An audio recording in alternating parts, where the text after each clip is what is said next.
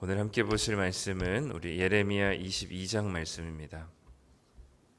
구약성경 1084쪽에 있습니다.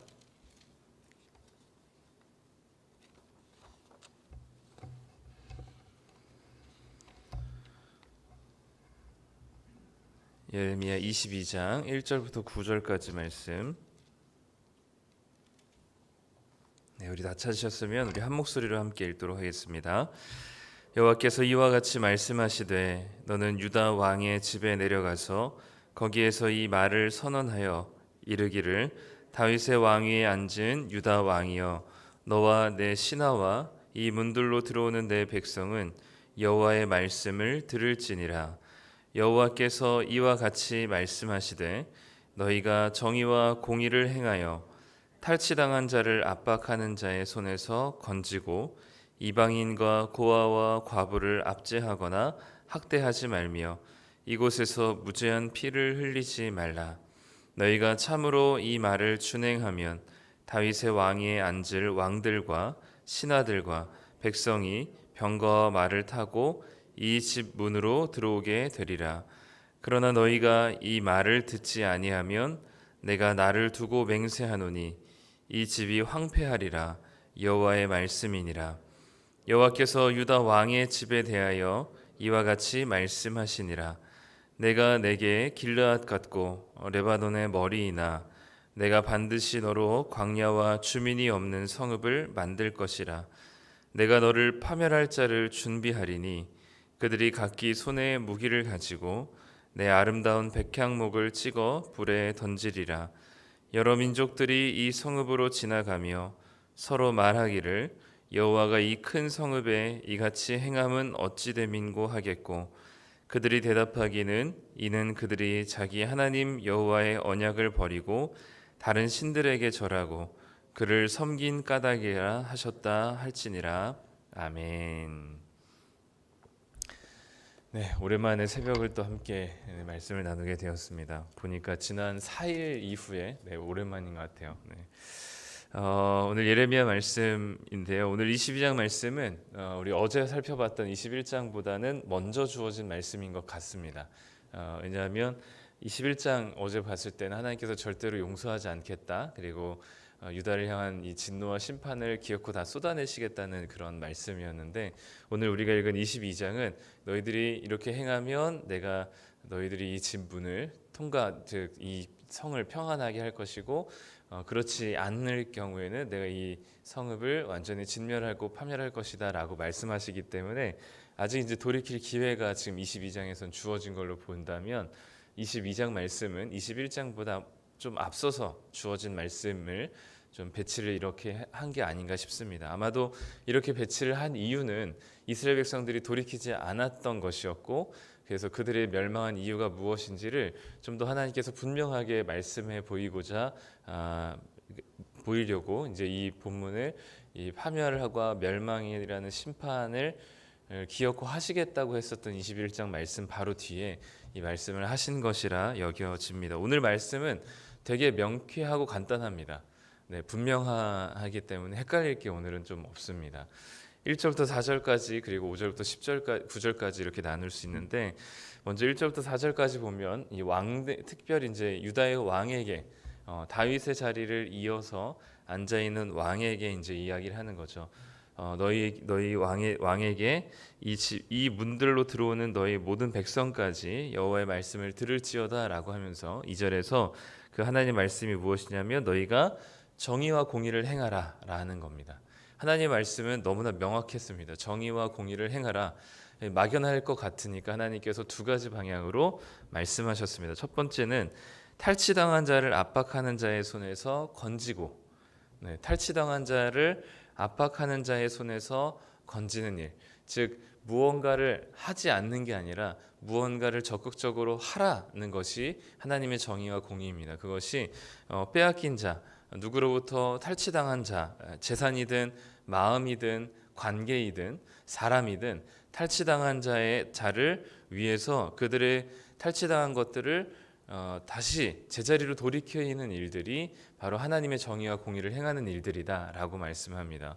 두 번째로는 이방인과 고아와 과부를 압제하거나 학대하거나 그들에게 무고한 피를 흘리지 말라는 말씀인 거죠. 앞에 것이 무언가를 하는 것으로 하나님의 정의와 공의를 이루는 것이라면 오늘 그 2절의 하반절에 보는 말씀은 무언가를 하지 않는 것으로 정의와 공의를 행하는 것입니다.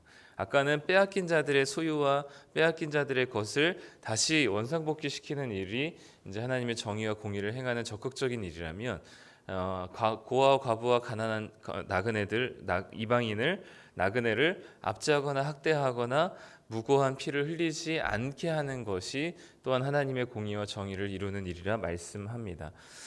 이같이 하면 이렇게 하나님의 정의와 공의를 행하면 이 집 문으로 너희가 들어오게 될 것이다. 즉 하나님께서 그 성읍을 예루살렘이라는 성읍을 지키실 것이다. 평안하게 하실 것이다 라는 말씀이죠. 반대로 5절부터는 그렇게 하지 않았을 경우에는 하나님께서 어떤 심판을 내릴 것인지를 말씀하고 있습니다. 너무나 반복적으로 지금까지 자주 들었기 때문에 너무 익숙한 단어들이 많죠. 집은 황폐하게 되고 광야와 주민이 없는 성읍이 될 것이고 파멸당하게 될 것이고 하나님께서 그 성읍을 멸망시킬 자를 준비하셔서 그 성읍을 완전히 멸망시키게 하실 것이다 라고 얘기합니다. 그래서 원래는 그 성읍을 이 유다의 왕들과 백성들이 그 성의 그 문을 지나다녔었는데 이제는 그 성읍이 완전히 멸망됐기 때문에 그 성읍의 문을 지나가는 사람이 없고 그 성읍을 지나치면서 여러 다른 이방의 민족들이 그 성읍의 옛날의 모습들을 기억하며 지나가는 정도로 끝나게 될 것이다 라고 말씀하는 것이 오늘 우리가 읽은 말씀입니다. 한 가지 좀 눈여겨볼 말씀은 9절 말씀인데요. 9절이 이렇게 말씀합니다. 이게 9절에 이제 이방인들이 그 성읍을 지나가는 이방인들이 하는 표현인데요. 그들이 대답하기는 이는 그들이 자기 하나님 여호와의 언약을 버리고 다른 신들에게 절하고 그를 섬긴 까닭이라 하셨다 할지니라. 이 성읍이 무너진 이유를 이방인들이 무엇이라 평가하느냐면 여호와의 하나님과의 언약을 그들이 버렸고 다른 신들에게 절하며 그를 섬긴 이유, 섬긴 것 때문이다라고 얘기합니다. 즉 우상 숭배했기 때문에 이 성읍이 멸망했다는 것이죠. 근데 앞에서 1절부터 8절까지는 뭐였어요? 이 성읍이 존재하게 되는 이 성읍이 평안하게 그리고 존재할 수 있는 근거는 무엇이었냐면 하나님께서 말씀하신 정의와 공의를 행하는 것이었습니다. 그리고 이 성읍이 멸망하는 이유는 파멸당하는 이유는 하나님의 정의와 공의를 행하지 않은 것이죠.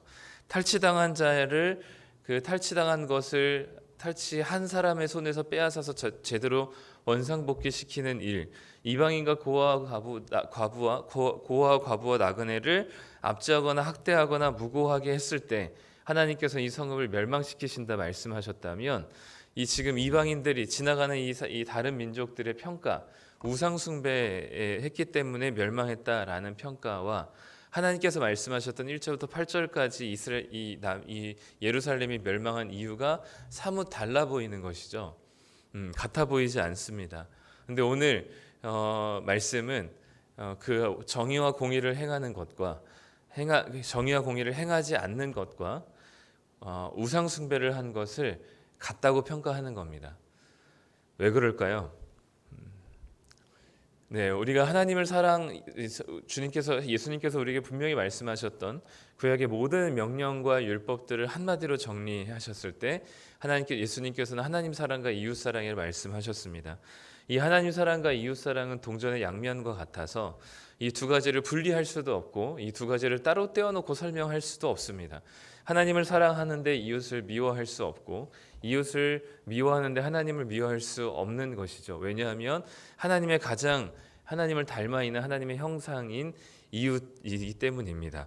그렇기 때문에 하나님을 사랑한다면 그 형상인 이웃을 사랑할 수밖에 없고요. 그 사랑에는 적극적인 부분과 소극적인 부분으로 나눈다면 적극적인 것들은 오늘 말씀에서 나온 것처럼 이웃의 탈취당한 것들을 외면하지 않고 그들이 탈취당한 것들을 다시금 원상복귀시키는 일들, 만약에 그것이 급여라면 급여일 수도 있겠고요. 그것이 관계라면 관계일 수도 있겠고요.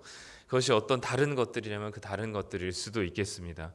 그리고 또 한 가지 그 소극적인 면으로는 그들을 학대하거나 또는 이방인과 고아와 과부와 같이 의지할 데 없고 그리고 스스로 혼자 삶을 개척해 나갈 수 없는 그런 자들에게 오히려 그들을 학대하거나 그들의 것을 탈취하거나 그들을 무고하게 몰아세우는 일들은 하나님께서 이 주님 그런 모습들은 하나님을 사랑하지 않는 것과 같다라고 평가하는 것이죠. 그렇기 때문에 하나님 사랑과 이웃 사랑은 따로 떼어놓고 설명할 수 있는 것이 아닙니다. 야고보서 말씀처럼 보이지 않는 하나님을 사랑한다는 것은 보이는 형제부터 사랑하는 것이 마땅하기 때문인 것이죠. 이웃을 사랑하지 않는다면 그것은 하나님을 사랑하지 않는 것이었고, 이웃을 미워한다면 그것은 하나님을 섬기는 것이 아니기 때문에, 그것이 그렇기 때문에 결국 이 이웃을, 특히 고아와 과부와 나그네를 학대하는 것은, 그들의 것을 다시금 원상복귀시키지 않는 일들은 하나님을 섬기지 않는 우상 숭배라고 할 수 있는 것입니다. 그 이스라엘 백성들이 멸망한 이유는 분명합니다. 네.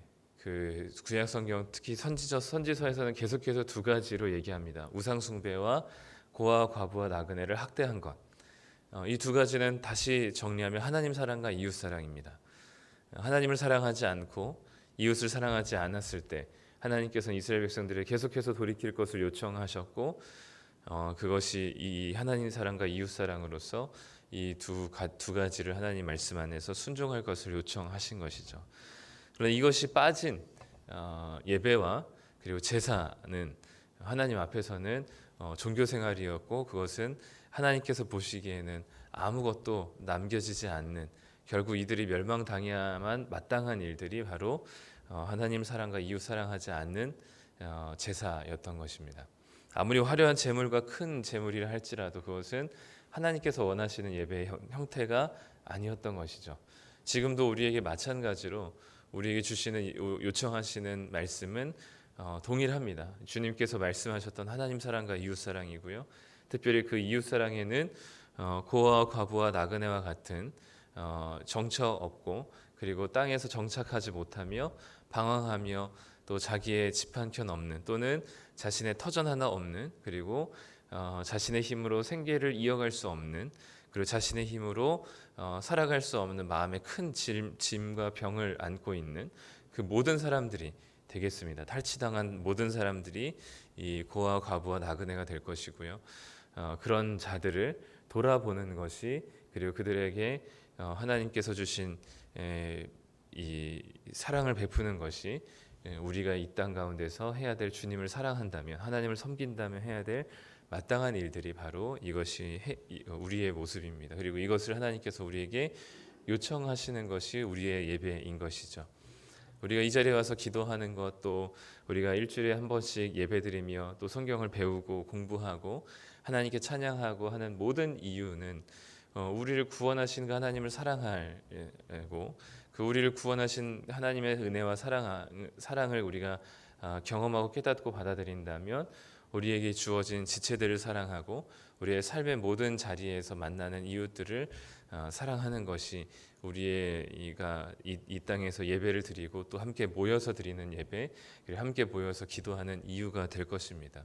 오늘도 이 자리에서 기도하는 이유는 오늘 하루 우리가 주님이 우리에게 말씀하신 그 하나님을 충분히 사랑하고 하나님을 열렬히 사랑하고 이웃의 아픔을 돌아볼 수 있는 그런 주님의 삶을 살 수 있도록 우리에게 주님의 능력을 더해달라고 기도하기 위해 모인 것이지, 우리의 일신상의 잘됨과 또는 우리의 개인적인 성공을 위해서 이 자리에 새벽에 제단을 쌓는 것이 아님을 다시 한번 기억하시고, 오늘 말씀대로 하나님 살아갈 수 있는 저 사랑할 수 없는 원수 같은 사람, 그리고 내 삶의 골을 빼먹는 것 같은 사람 마저도 주님의 마음으로 사랑할 수 있는 마음을 주시고, 또한 우리 눈에 고아와 과부와 나그네와 같은 사람들을 하나님 보이게 해주셔서 주님의 마음으로 섬길 수 있도록 해달라고 하는 것이 바로 우리의 기도의 목적입니다. 물론 개인의 또 하나님께서 주신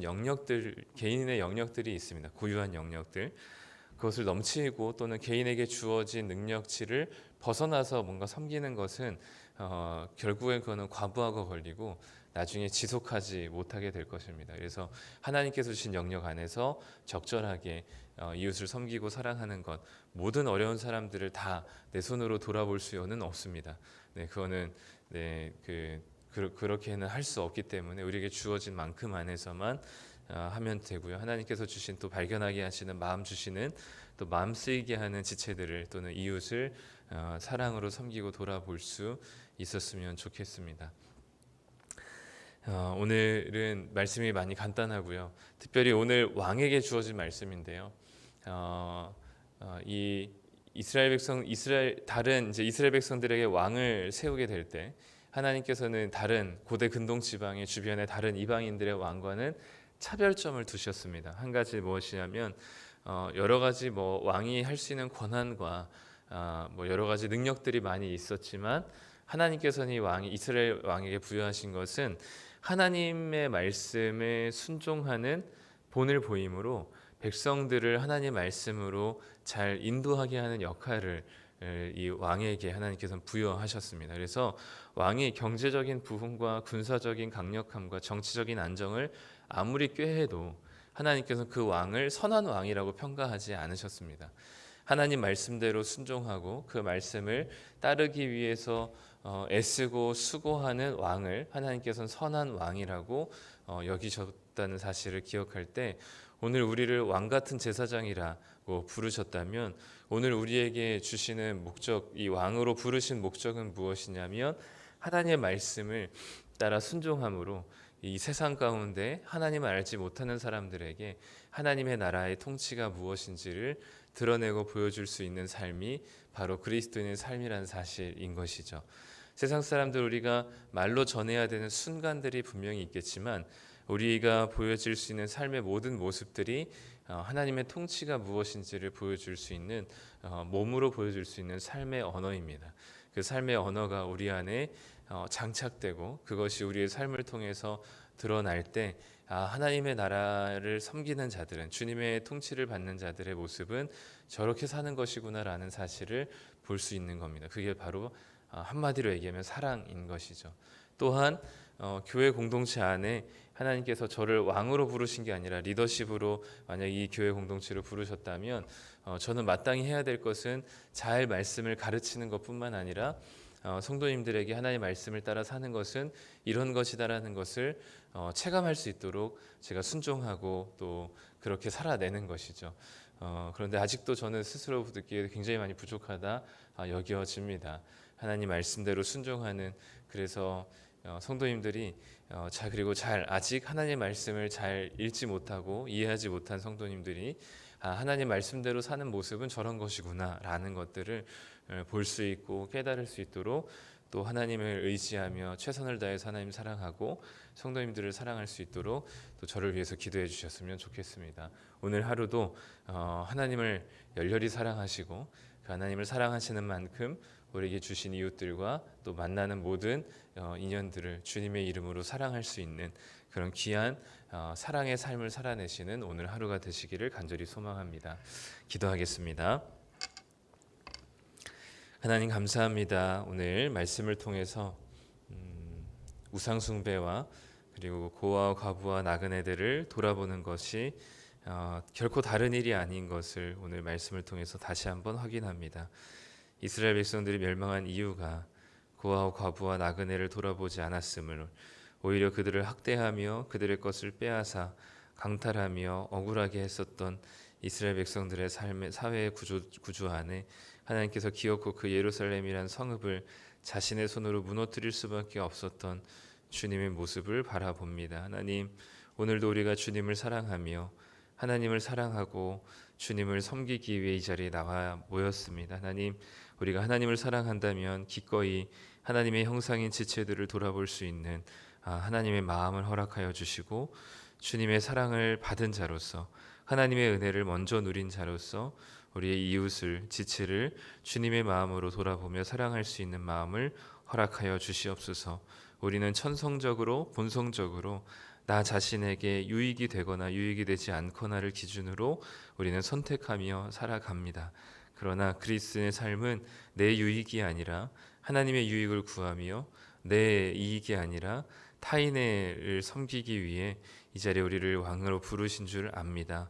오늘 하루도 주님의 나라의 왕으로서 이 땅 가운데 하나님의 사랑과 이웃을 사랑하는 그 사랑의 모습이 우리 가운데 넉넉하고 충분하게 하여 주셔서 하나님을 모르는 자들이 하나님을 섬기는 자들의 모습은 저런 것이구나를 깨닫고 경험하며 고백할 수 있는 정말로 하나님의 백성다운 삶이 될 수 있도록 오늘 하루를 붙들어 주시기를 소망합니다.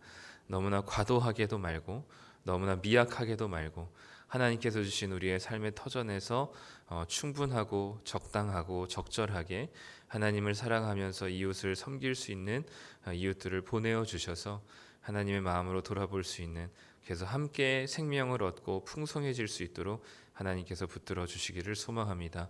오늘 하루도 주님께 의탁하며 예수님의 이름으로 기도드립니다. 아멘.